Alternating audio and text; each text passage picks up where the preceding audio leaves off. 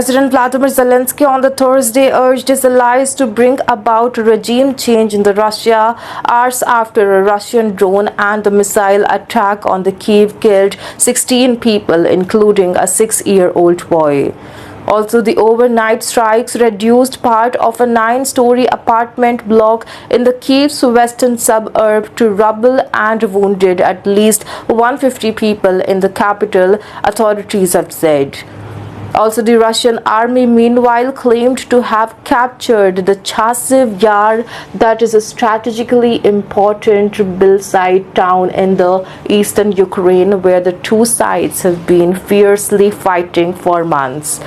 Moscow has stepped up its deadly aerial assaults on the Ukraine in the recent months, resisting the United States' pressure to end its nearly 3.5-year invasion as its forces grind forward on the battlefield. Speaking virtually to a conference marking 50 years since the signing of the Cold War-era Helsinki Accords, the Zelensky said that he believed Russia could be pushed to stop the war.